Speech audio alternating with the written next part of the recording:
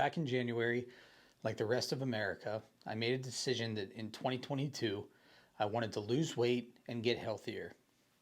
Or as my son politely puts it, Dad, you're an old man now, stop eating junk. So I brought it to the team that I had an idea to introduce seafood to my diet heavily in February, as well as to cut some carbs to see what effect it had on weight loss and nutrition. What I pitched was that we all committed for the month of February to do 100% seafood protein, to which they said, No, definitely not. There's no way. So we put 3 levels of commitment in place. The first level is introducing wild-caught seafood 2 to 3 times a week, or 2 to 3 meals. The second level is to introduce it 5 to 7 times. And the third level, of which I'm the only one participating, is to introduce it 100% into your diet as your primary protein source. The only stipulations are that the seafood has to be wild-caught and that it's your primary source of protein. We're also encouraging our fans to participate, or at least follow along in our vlog series over the next month, so you can see the effects it has on us physically, mentally, and nutritionally. We hope you'll join us on this journey that we call Fishing in February. I'm Kourtney, and I'm the Customer Service Manager and Marketing Associate. I'd say right now my family eats seafood maybe twice a week pretty consistently. My goal for the month of February is to eat seafood at least 2 to 3 times a week. I think I'm definitely going to be able to do 3, maybe more. So my main goal for this experience is to use up all of the seafood I have in my freezers. We're getting really low on freezer space, and so if I can use up a bunch of that, it'll be great. I think the biggest hurdle during this challenge is going to be who I'm eating dinner with. So sometimes I eat with my husband, but he works 3rd shift, and then I end up eating with my family. So I'll need to plan who I'm eating with and make sure that I have enough ready for whoever my guests are going to be. I think Captain Steve will have the hardest time with this challenge because he's going to be traveling a lot in February, and I know it's not easy to plan your meals, let alone have seafood on hand for those traveling meals. Hi, I'm Steve, captain and co-owner. And I'm Jen, co-captain and co-owner. We probably on the average eat about 7 servings of seafood a week. For the month of February, we're going to commit to 5 to 7 meals of seafood per week. Steve, you initially wanted to participate in 100% seafood consumption. Can you tell us why and why you're not? Well, first, I love seafood, and so any chance I get to have it, it's kind of a challenge and love to consume it. So I'm always the first to step up and put it into my diet.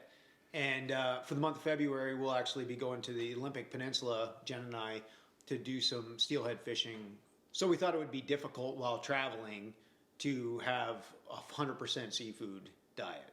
Well, usually one of my goals, my personal goals, is to make a new recipe each month. So I thought with this challenge of working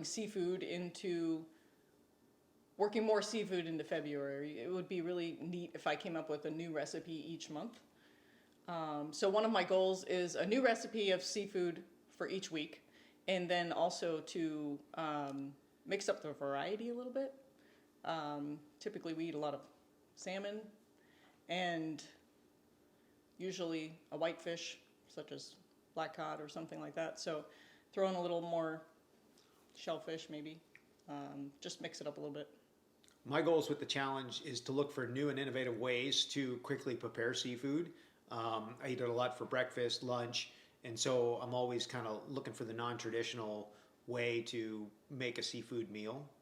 I think the biggest hurdle is actually cooking for 4 people, finding something that 4 people will like. Eating as a family is something that we do every night, so it's always a challenge to find something new and also encourage the kids to give it a try.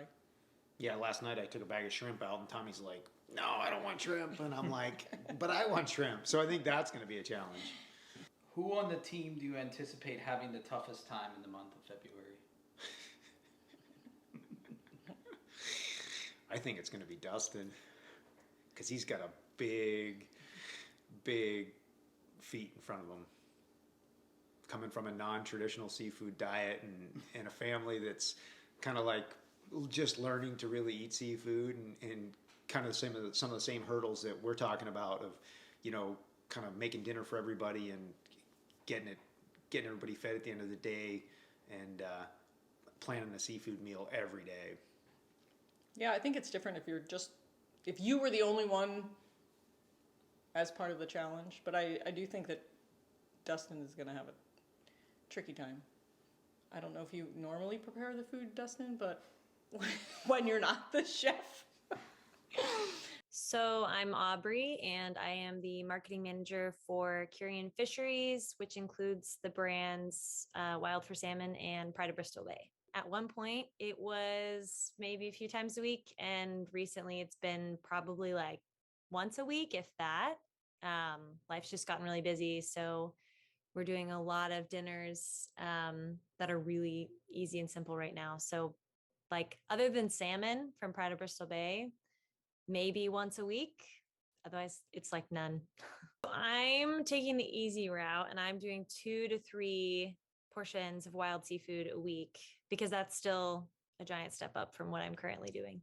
Goals and objectives. I would say I honestly really want to start eating seafood on a regular basis, and I'm really ashamed that I don't when I'm working for Kurian Fisheries. So I would love to be able to get to a spot where I'm having like this amount as the standard moving forward after this month. And they say it's like what, 21 days makes a habit, 27 days makes a habit. So hopefully that's what fishing in February does.